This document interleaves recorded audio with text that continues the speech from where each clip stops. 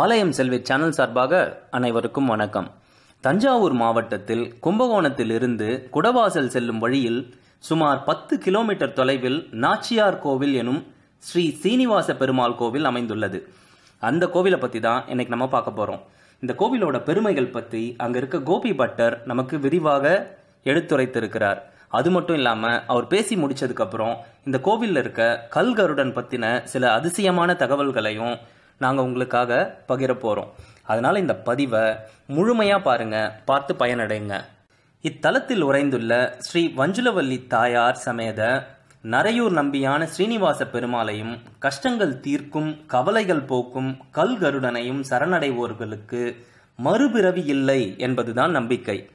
ஆழ்வார்களால் மங்களாசாசனம் செய்யப்பட்டுள்ள 108 திவ்ய தேசங்களில் ஒன்றாகவும் முக்தி தரும் 12 தலங்களுள் 11வது தலமாகவும் போற்றப்படுவதுதான் நீங்க வீடியோல பார்த்துட்டு இருக்க இந்த நாச்சியார் கோவில். நாச்சியார் கோவில் என்று தாயாரின் பெயரால் அழைக்கப்படும் திருநரையூர் திவ்ய தேசத்தின் சிறப்புகள் பல இருக்கின்றன. அதுல ரொம்ப முக்கியமானது என்னன்னு பாத்தீங்கன்னா, அதுல 3 சொல்லலாம். ஒன்றுன்றதை விட அந்த 3 என்னன்னு பாத்தீங்கன்னா, 1 இத்தலத்தில் தாயாருக்குத்தான் முதலிடம். 2வது பாத்தீங்கன்னா இங்குள்ள கல்கருடன். 3வது இங்குள்ள பெருமாளை சனிக்கிழமை அன்று சேவித்தால் 16 முறை திருப்பதிக்கு சென்ற பலன் கிட்டும். இந்த கோவில் பார்த்தீங்கன்னா 5 ஏக்கர் நிலப்பரப்பில் 75 அடி உயரமுள்ள 5 நிலையான ராஜகோபுரத்தையும் 5 பிரகாரங்களையும் கொண்டதாகும். சோழர் காலத்தில் கட்டப்பட்ட வைணவ கோவில் இது ஒன்றுதான். கிபி 5ஆம் நூற்றாண்டில் கோச்செங்கட் சோழனால் கட்டப்பட்டது தான் இந்த கோவில். இது ஒரு மாடக்கோயில். அப்படின்னா என்னன்னு பார்த்தீங்கன்னா, யானை ஏற முடியாத கோவில் தான் மாடக்கோயில். இந்த கோவில் 75 மீட்டர் உயரத்தில் அமைக்கப்பட்டுள்ளது. மூலவர் சந்நிதியை அடைய 21 படிகள் நாம ஏற வேண்டும். இதுதான் இந்த கோயிலோட சில பெருமைகள். வாங்க இப்ப கோபி பட்டர் சொல்றத நம்ம கேட்கலாம். வித்மஹே வாசுதேவாய தீமஹே தன்னோ விஷ்ணு பிரஜோதயாத். கும்பகோணத்திலிருந்து 10 கிலோமீட்டர் தொலைவிலே எழுந்தொருள் இருக்கக்கூடிய 108 திவிதேசமான நாச்சியார் கோவில் என்று சொல்லக்கூடிய க்ஷேத்திரத்தில் இருக்கும். இந்த க்ஷேத்திரத்தில் மூலவருக்கு ஸ்ரீனிவாசன்னு பேரு, வாசுதேவன்னு பேரு, பரிபூர்ணன்னு பேரு, நம்பின்னு பேரு. திருமங்கை ஆழ்வாருங்கிறவருக்கு ஆச்சாரிய பெருமாள் 2 கைதான். சுவாமிக்கு 4 கை கிடையாது. மனுஷ அவதார சங்கு சக்கரம். ஆச்சாரியன்கிறதுனால திருமங்கை ஆழ்வார் 100 பாடல் மங்களாசாசனம் பண்ணிருக்கார். இவருக்கு 2 கை. திருவல்லிக்கேணி பார்த்த சாரதி ரங்கநாதருக்கு 2 கை. 3 பெருமாளுக்கு 2 கையோட இருப்பார். இவர் ஆச்சாரியன்கிறதுனால சங்கு சக்கரத்தோட இருக்கார். திருவல்லிக்கேணி பார்த்த சாரதி சாரதியா இருந்து அவர் யாருங்கிறது காட்டுறதுனால சாட்ட மீச சங்கு உண்டு. ரங்கநாதர் மனுஷ ரூபத்தில் இருக்கிறதுனால அவருக்கு 2 கையோட படுத்துட்டு இருப்பார்.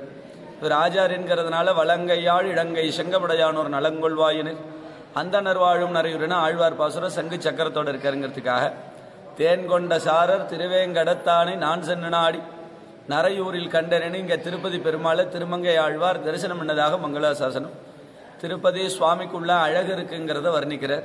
இந்த பெருமாளை சேவிச்சாலே திருப்பதி பெருமாளை சேவிச்ச பலனுண்டுங்கிற என்னுடைய ஆச்சாரியனே எனக்கு இங்க திருப்பதி பெருமாளாக காட்சி கொடுத்தாருங்கிறார். மேதாவி மகரிஷி தபஸ் பண்ணி தபசுக்கு இணங்கி இங்க ஸ்ரீதேவியாம் பஞ்சுலவல்லி நாச்சியார் அவதாரம். இங்க ஸ்ரீதேவி உப்பிலியப்பன் கோவில்ல பூமி தேவி, ஸ்ரீவல்லிபுத்தூர்ல நீலாதேவின்னு 3 இடத்துல தாயார் சன்னை தனியா கிடையாது. கல்யாண கோலத்தில் இருப்பார். அதுவும் இல்லாமல் அந்த 2 திவிதேசத்தோட தாயாருக்கு தனிப்பெருமைங்கிறது இங்கே தான், பாக்கி இடத்துல கிடையாது. இங்கே தாயாருடைய சொல்படி பெருமாள் கேட்கறது ஐதீகம். தாயார் முன்னாடி போனால் பெருமாள் பின்னாடி வருவார். தாயாருடைய பேரில் ஊர் தாயாருக்கு உஷம் சாத்திட்டு பெருமாளுக்கு, தாயாருக்கு 2 நாமாவளி அர்ச்சனை பண்ணிட்டு பெருமாளுக்கு, எல்லாமே இங்கே தாயாருக்கு தான். பெருமாள் முன்னாடியே சொல்லிட்டார், கலியுகத்தில் பக்தர்கள்லாம் மனைவி சொல்படி கேட்க போகிறாங்க. அதுக்கு முன்னாடி என்னுடைய மனைவி சொல்படி கேட்கறதுல தப்பு கிடையாதுன்னு சொல்லிட்டு கேட்கறது ஐதீகம். அதனால இங்கே பார்க்கும்போதே வாசலில் நின்று நம்ம பார்க்கும்போதே தாயார் சென்றாகும், பெருமாள் ஓரத்தில் நிற்பார்.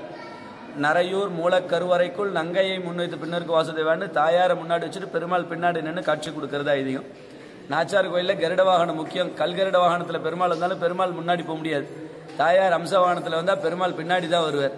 தாயாருக்கு ஏத்தமான ஊர். வைஷ்ணவத்தில் 4 திவ்ய பிரபந்தம் ரொம்ப முக்கியம்.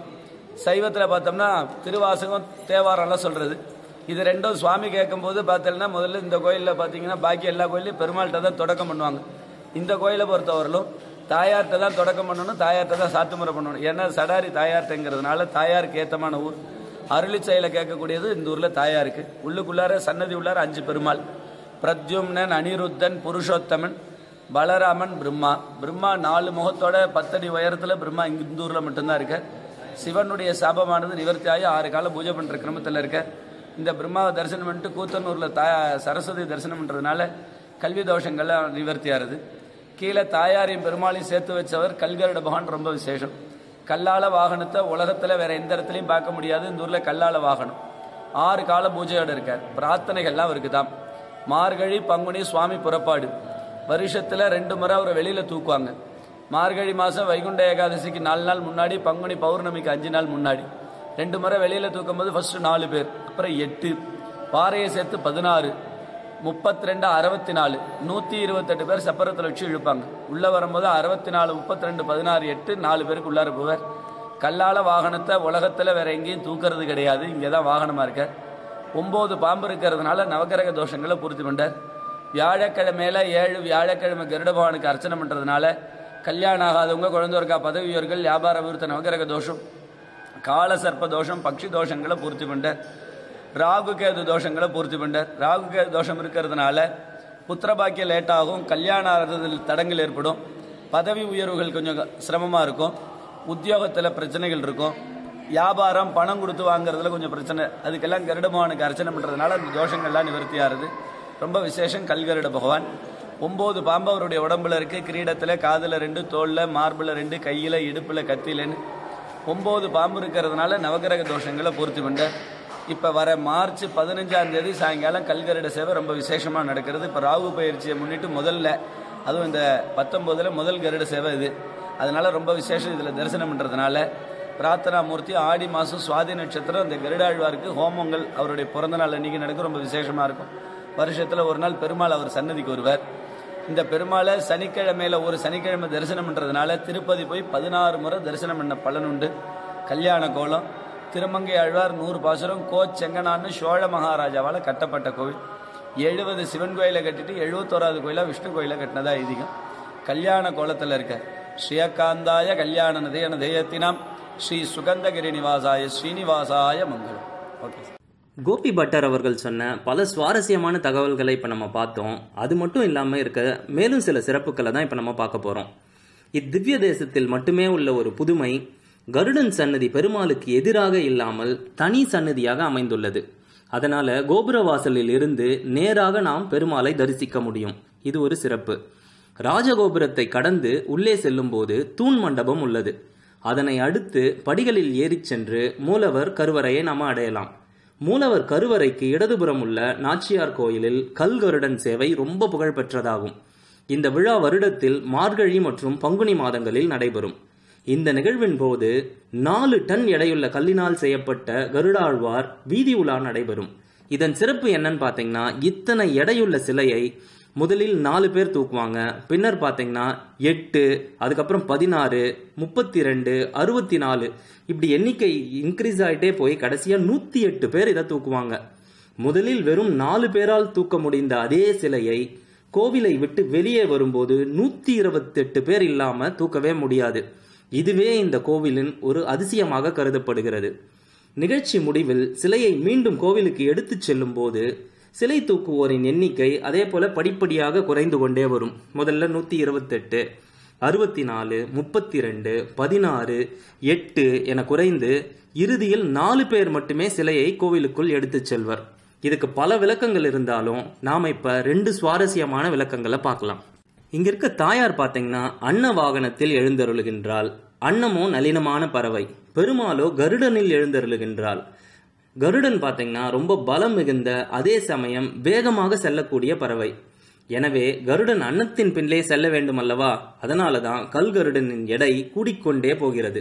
ஆகவே இங்க கூட பார்த்தீங்கன்னா தாயாருக்குத்தான் முதலிடம். இப்ப நம்ம 2வது விளக்கத்தை பார்க்கலாம். நாம் பெருமாளுடன் ஒன்றி இருக்கும் போது நம் வினைகளின் சுமை குறைவாக இருக்கும். அதுவே நாம் பெருமாளை விட்டு விலகி செல்லும் போது அதுவே ஒரு மிகப்பெரிய சுமையாகி விடுகின்றது என்பதைத்தான் இது குறிப்பால் உணர்த்துகிறது. அதாவது பூரண சரணாகதி ஒன்றுதான் நாம் உய்ய ஒரே வழி என்பதைத்தான் நமக்கு இது உணர்த்துகின்றது.